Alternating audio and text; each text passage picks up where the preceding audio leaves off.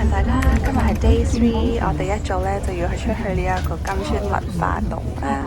咁我哋好彩咧，就一出嚟就已經撞到呢一架1003巴士。今日會係全程都係坐巴士，跟住我哋而家咧就轉咗另一架車啦。就係呢啲屋仔啦，我哋到咗啦，搭咗10分鐘。一嚟一落車就已經見到呢一個景象，超靚。跟住上面唔知大家有冇見到呢？嗰個就係我哋嘅小王子啦。不過係勁多人排隊。呢一度係勁多樓梯，我哋啱啱係咁樣一路行上嚟啦。所以呢，大家嚟到呢，一定要着波鞋，千祈唔好着高踭鞋，千祈唔好着短裙。我哋揾到我哋第一個小王子，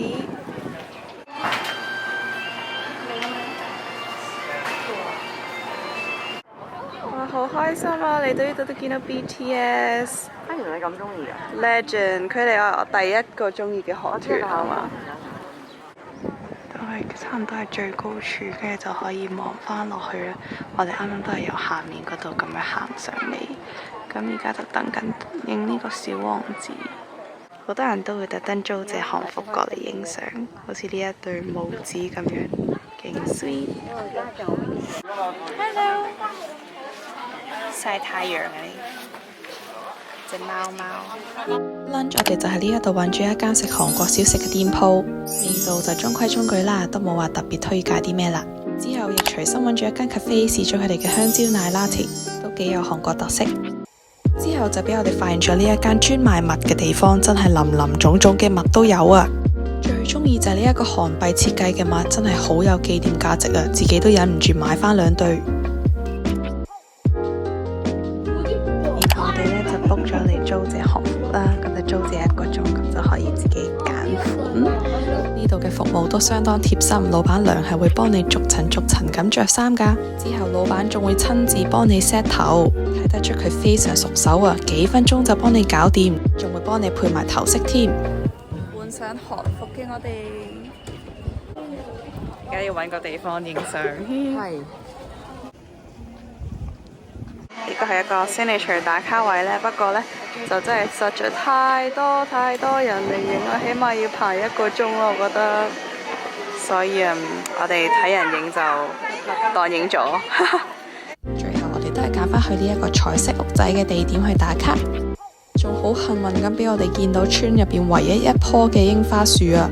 當然村入邊都仲有好多隱蔽嘅打卡點，大家嚟到就嚟探索一下啦。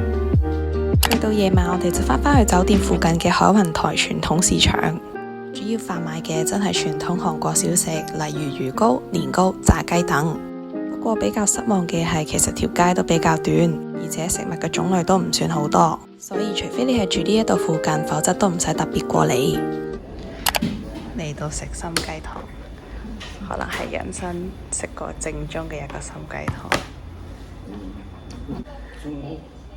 香港。跟住嗰度有一堆人參。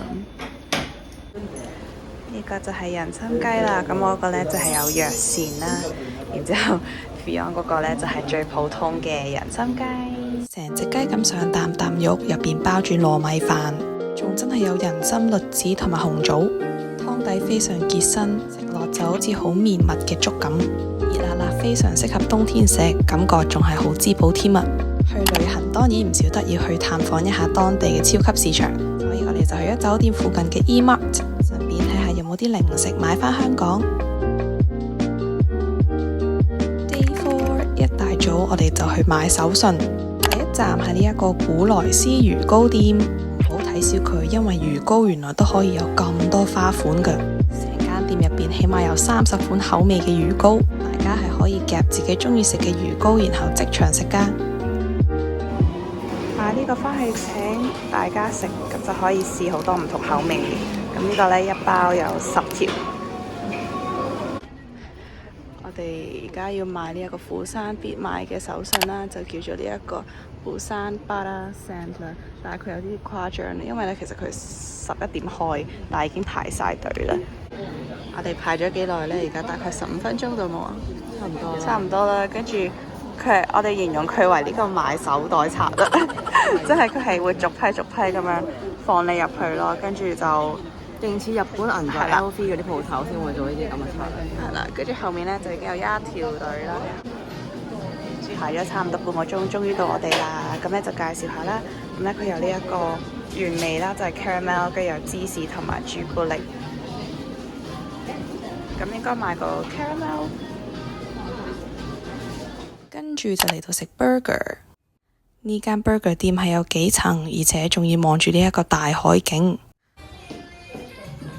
兩個都係食呢一個帶子包啦。因為佢個帶子真係好巨型啊！佢係同個漢堡一樣大嘅咯，同手一樣大，同手板一樣大。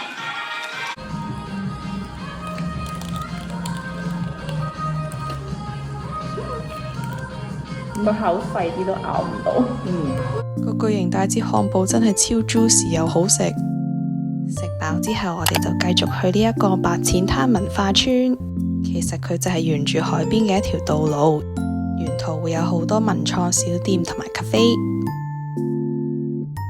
之後我哋揾咗呢一間咁樣嘅 food bath cafe， 主要呢就係做呢個足浴啦，咁就可以自己揀用咩腳染，用咩腳染，用咩足染，跟住同埋係會包一杯嘢飲。咁就係半個鐘啦，咁我哋陣間就會放隻腳喺嗰度按摩，然之後望住呢一個無敵大海景，成個體驗都係幾得意嘅。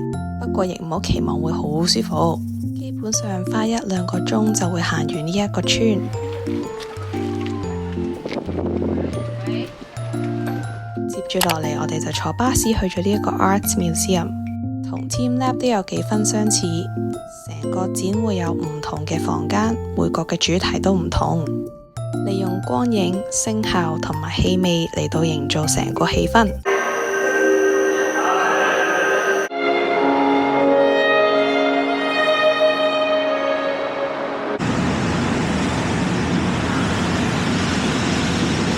好玩之餘，影相出嚟都唔錯㗎，我自己都非常鍾意呢一個行程。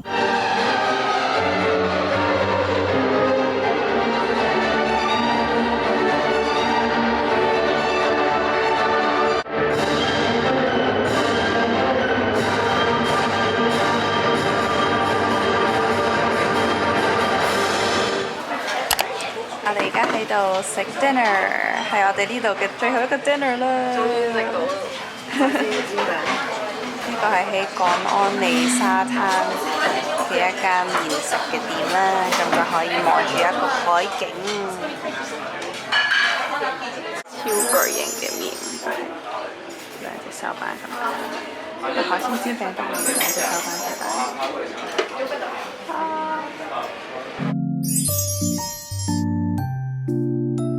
海鮮刀上面非常大碗，海鮮充足，仲好鮮甜。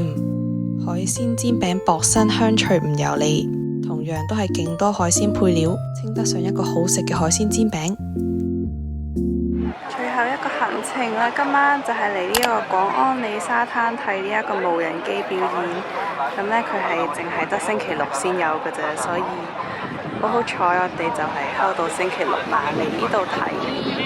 咁而家咧都已經好多人喺度 ready 好啦。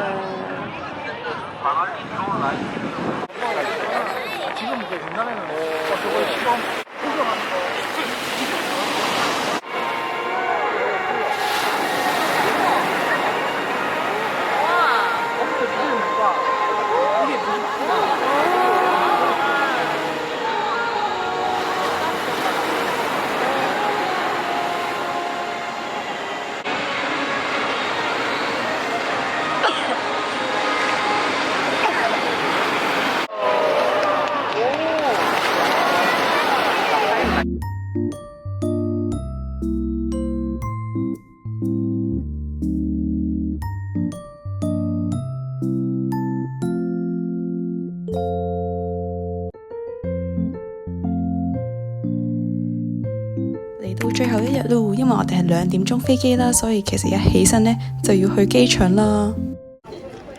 5日4夜行程咁快就過咗啦，而家要準備返香港。韓國嘅最後一餐就係食超市便利店嘅嘢食，但係呢一間應該係最旺嘅，因為係超多人個個都要嚟買，同埋好多人係特登真係食佢呢一個啦。咁我就唔知有冇食啦，試下咯。我影埋呢個，因為佢有一袋，跟住而家佢就好狼狽，不過 OK 嘅，我哋過埋呢度就，我哋總算呢個 trip 得好順利。順利。你要翻香港啦！